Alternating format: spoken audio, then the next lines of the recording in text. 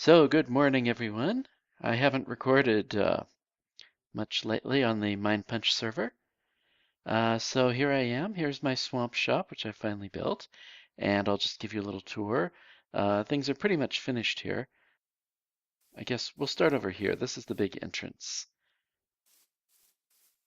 So people come over here, and they read the sign. Welcome to Twindy's Wetlands Nature Sanctuary. Feel free to come in and explore. This is the most biodiverse area in all of MindPunch. Please do not harvest resources inside the park. If you need something, you can take it from the store, but feel free to kill as many slimes as you like. And then I put a chest here for tips, and so far no one has given me a tip. Ever. Okay, so the swamp shop is over here. And it's a very simple structure. You go in. If there are any mobs outside, they won't see you through the vines, although the vines will not prevent them from coming inside. I've got a little map showing pretty much the totality of the wetlands, and I say take what you need, pay what you want, so I don't have any specific prices. Pay here, and no one has bought anything from me, ever.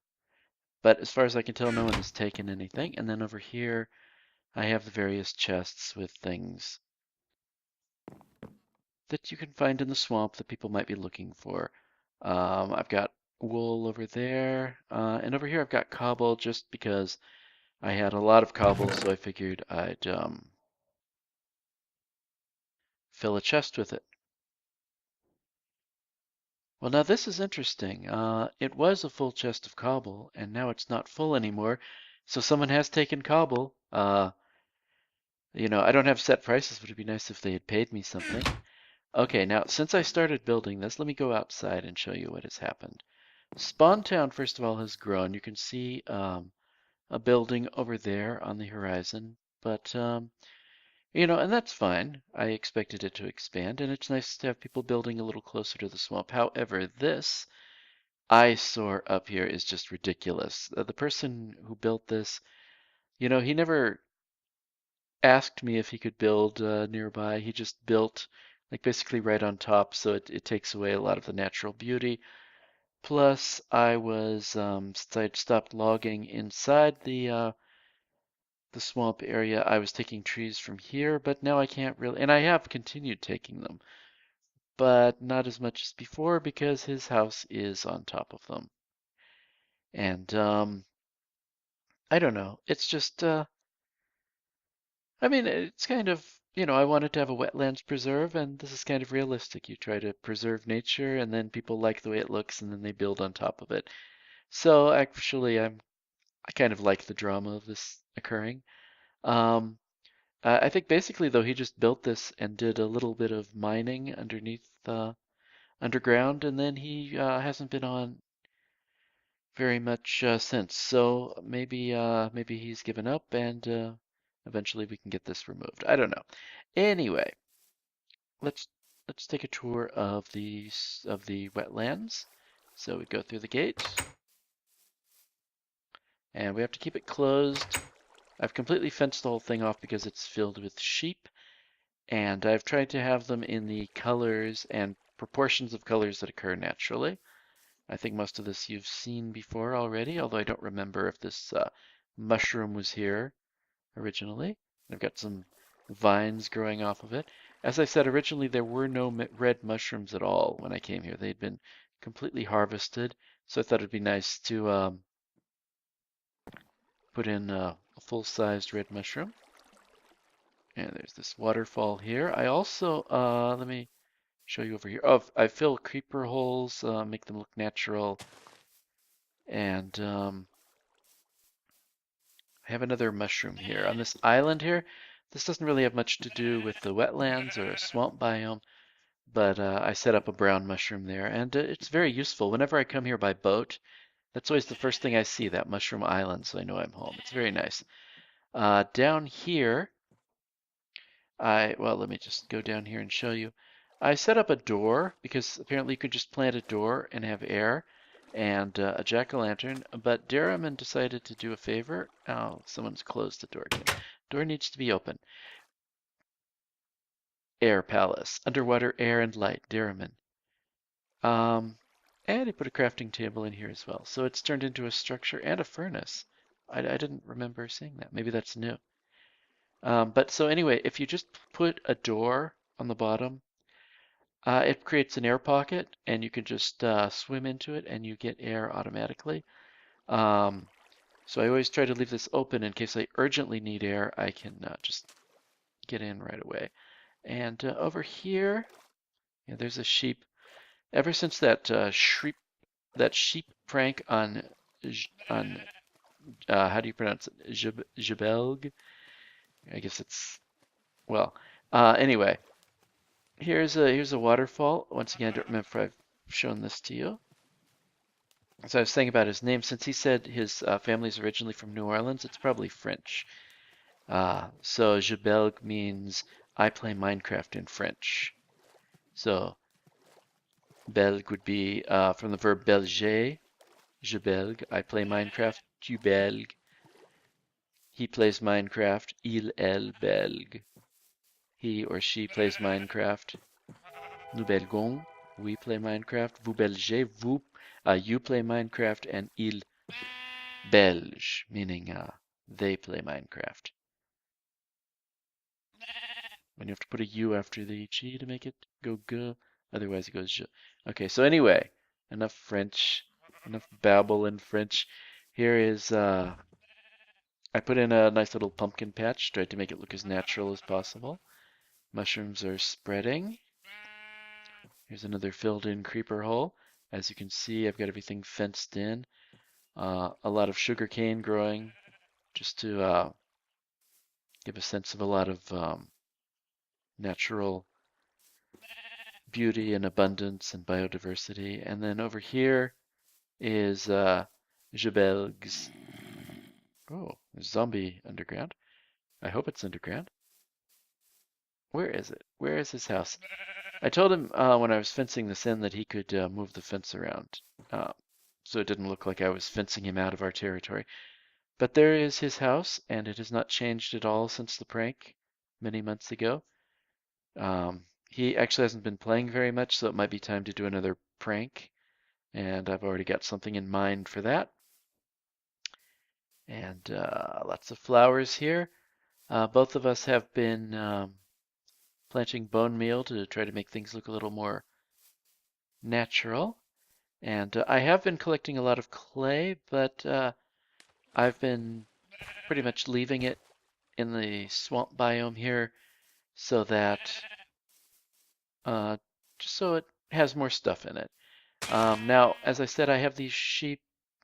I've tried to have them in the same proportions and colors that occur naturally, but ever since that sheep prank and Javelg hit them, and a lot of them just went out to sea, and I've lost many of them.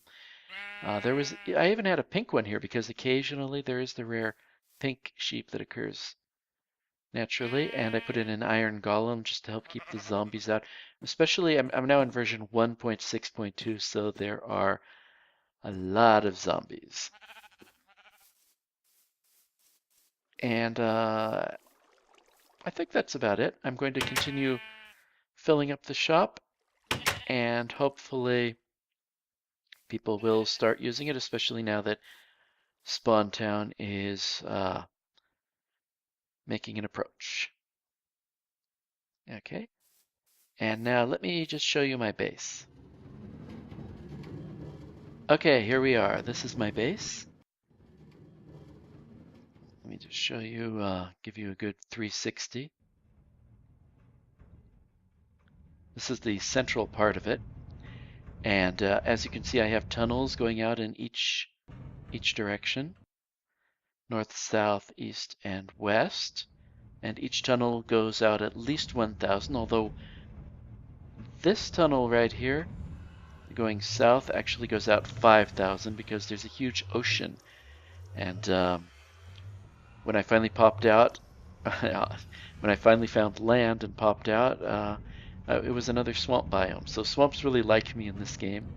And if I hit F3, you'll see that I am actually at 0, 0. So I am located underground at the very center of the world. Okay, so here's my my record player.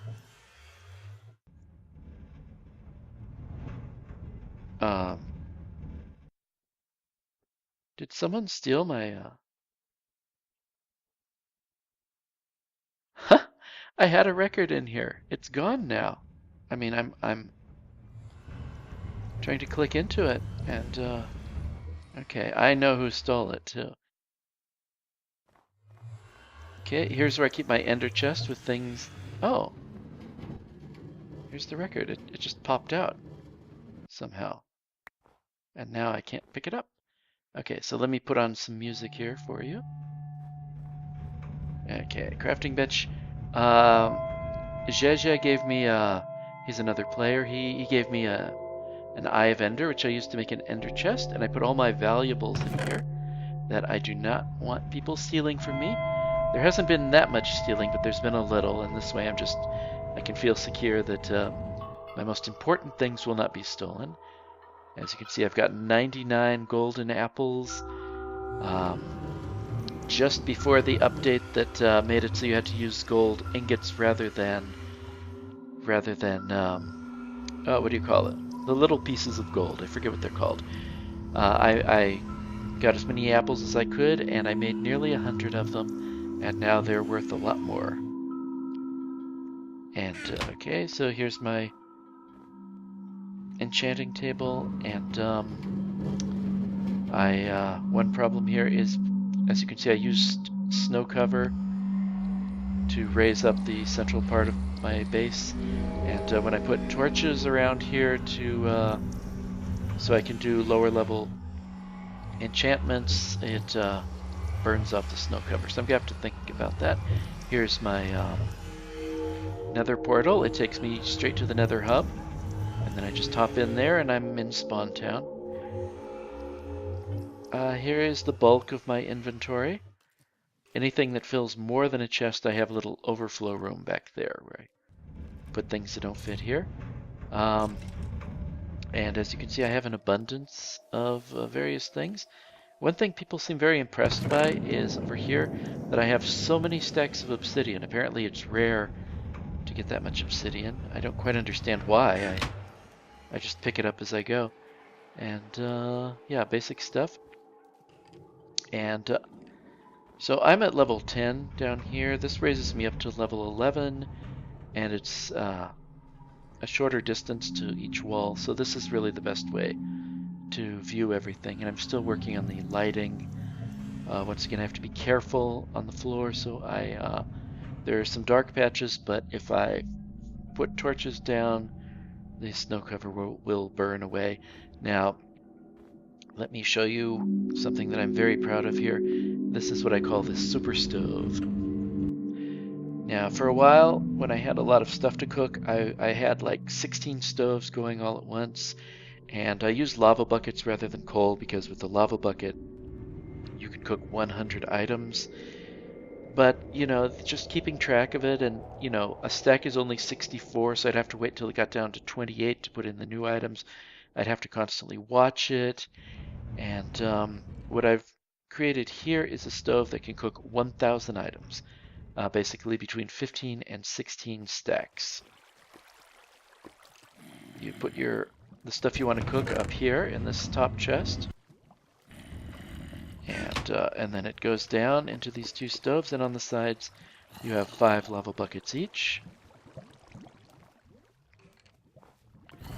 Then when you flick this on, it depowers these side hoppers, feeds in the lava buckets, starts cooking, and I don't have to worry about it. If I've got more than 1,000 items up here, I don't have to monitor it. I don't have to worry about putting in new stuff. Even the lava buckets will fall down here. No problem at all whatsoever. I can leave 1,000 items unattended and it will all cook.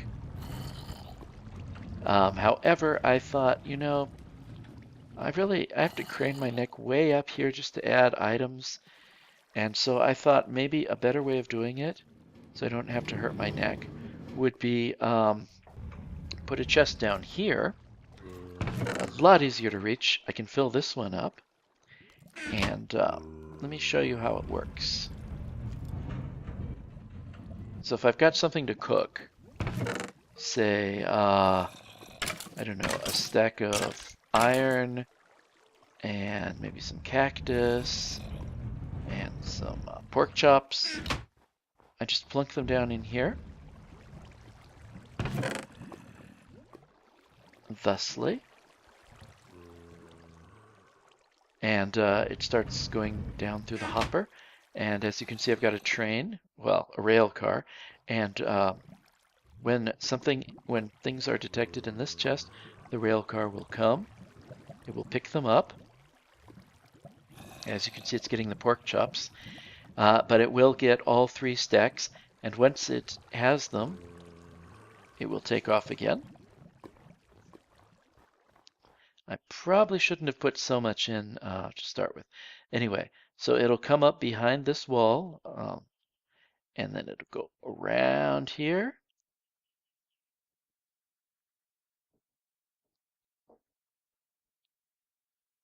All the way up there, and it will drop the items into the chest. It hasn't gotten there yet, so the chest is empty, of course.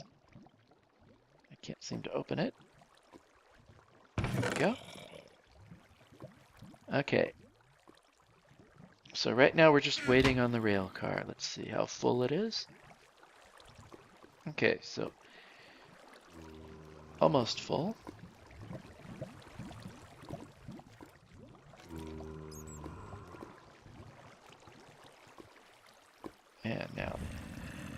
And now it's off. It's going around.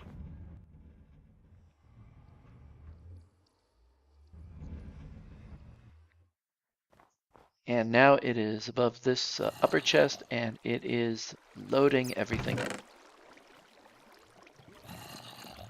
Starting with the pork chops. Okay, so as I said, between 15 and 16 stacks. So we've got 3 stacks.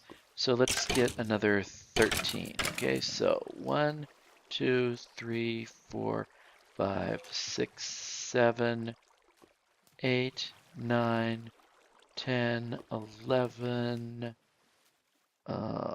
12, and yeah, let's do some more iron. 13.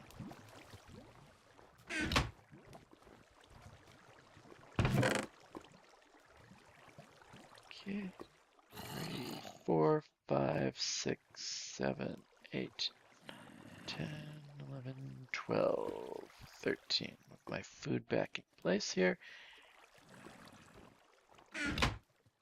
And I believe the rail cart is still up here. Still unloading.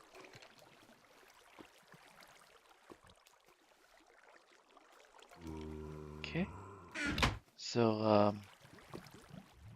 yeah, it didn't make any noise, but it has now fallen down here, and it's picking up all this other stuff. Now, that'll take a while.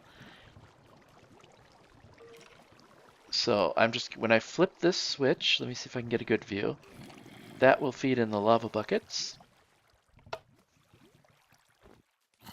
And start dropping things in and start cooking.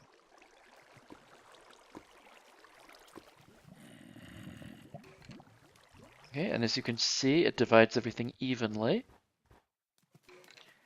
Now, I'm just going to show you a quick view of the wiring. It took me many days to get this set up.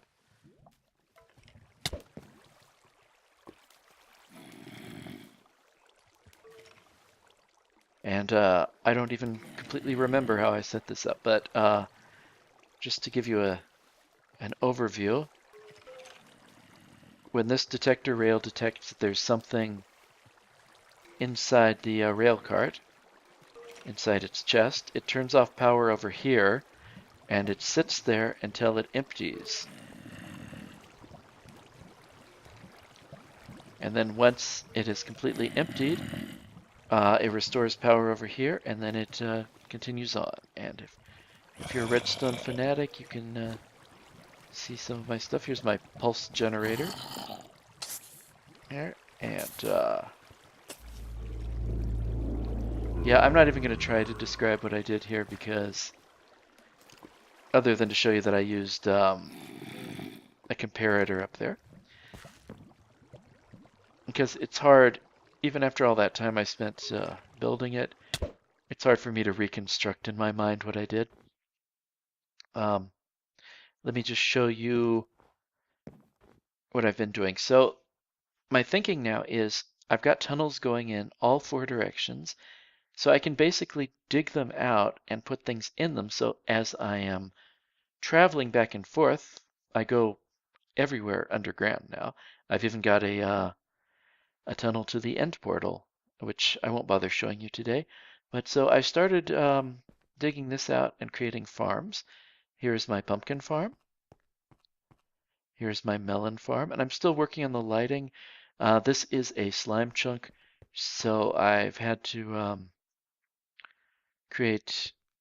put down half slabs and things and to try to minimize the slimes because they just jump all over everything and they ruin my crops. But these two are mechanized with redstone, so when I step on this pressure plate, if I can get on it backwards, see? Very nice. And then I just go around and pick up my stuff.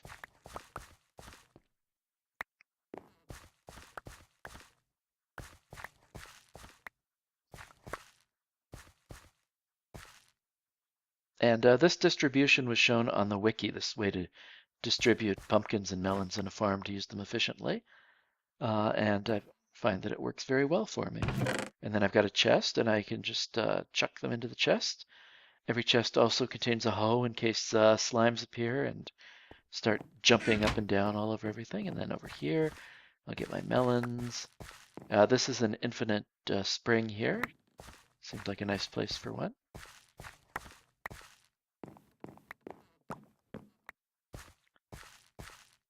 Okay. There's a little lag, playing SMP, so it's kind of hard to pick up everything quickly. Well, this is already full, so I'll just have to carry my melons with me. Okay, here's my potato farm. Not at all mechanized. And I've got my water here, which hydrates everything, creating a 9x9 farm minus the central square. It gives me 80 potato patches here. Same thing here with the carrots, wheat, and put a crafting table here in case I want to make bread out of my wheat. And yeah, there's a slime. He wants to hop around on my farms, but I won't let him.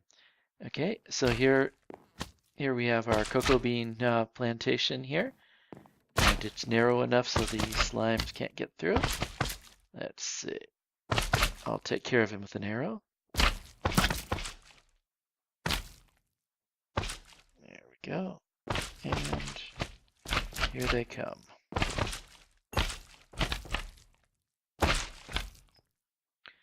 One interesting fact I read on the wiki is if you break one of these large slimes up into, I don't even know how many this is, like 16 little baby ones, they can't hurt you. And if you're out at night, you can just wander around and they'll follow you. And while they're doing that, it's unlikely that many other mobs will spawn because they're taking up all the spawn quotas. So it's a little good survival trick if you find yourself in a swamp. And if you're in a minecart, they can push you along too, which is kind of strange.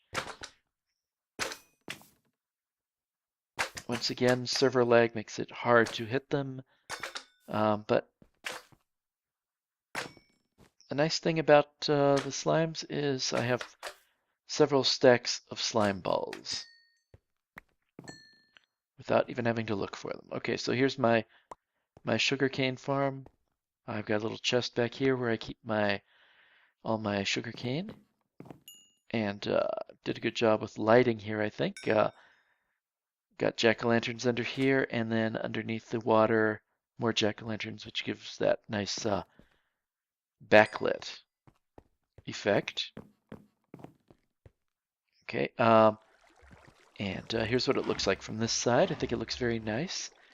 This is the exit. This is how I get to the surface. This is just an experiment in yellow clay. I'm going to change that. Okay, so I've got my oak plantation here on the right. This is my this is where I bake food. I make things like pumpkin pie and cake and bread. And so on the left, I've penned up my animals. Got my cows here. Okay, and here's my jungle plantation right here. Okay, I've got some chickens way up there, and they drop eggs, which accumulate in this chest, and then when the chest is full, I take them out and make chickens and get feathers and things. Okay, here's my pig farm.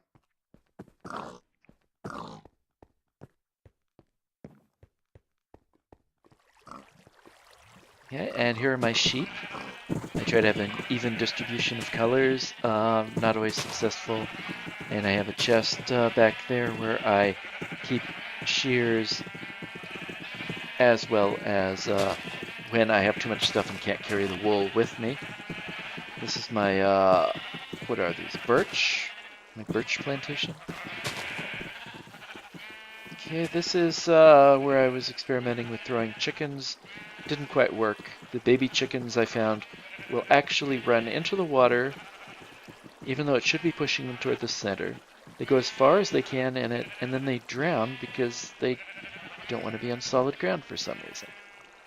Okay. Oh, I also wanted to show you. I believe it's the same fellow who made the eyesore up on the surface. Has got these tunnels going, and they kind of. Well, we built the tunnels at about the same time, but I did more with my tunnels, and I've left his stuff open. As you can see, there's even some redstone there. He just dug all these tunnels and didn't even mine the stuff that he found. And he didn't light them up very well, so I had to go back in and light them because I kept having these little creatures popping out and trying to kill me. So let me just continue on here. Okay, and then over here I've got my, I forget, what are these are birch, I think? Yeah. So I'm planting them. And then I'm just continuing on here, digging up, because eventually I want to have like those full-size jungle trees, because I found out, well, the wiki says, and I verified it to be true, that with jungle trees, unless they are the full-size giant ones, you don't get enough saplings. Like, each tree averages less than one sapling drop. So I've used all my saplings on these 10, and when I chop them all down, I will have fewer than 10. So I've got to add more. And basically, this is my base. So far, I have lots of plans for additions that I'm going to make in the future. And I'm sure I'm forgetting something. But let me, okay, I'll just sprint back to the center of the world. And yeah, there are a few more things I need to farm. Things like netherwort, mushrooms. I need to make at least one mob trap. I have run across at least 3 zombie spawners very near the different tunnels. And yeah, I think that's pretty much it. That's enough for today. So before I go, let me just see how much is cooked. Okay. And as you can see, the lava buckets drop out. Okay, let's see what it's cooking now. Cactus. And there should be cactus here, and there is. Okay. Interesting.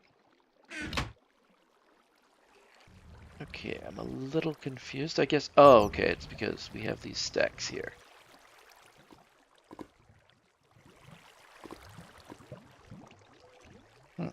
That was draining out very fast.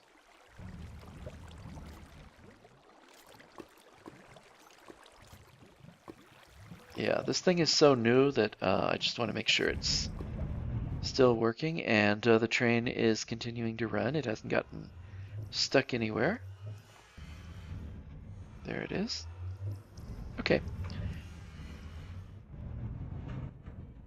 So let me just get a good angle here. Whoa. Okay, what should I show you? Yeah, there's the super stove behind me. Okay, so I will see you next time. Goodbye.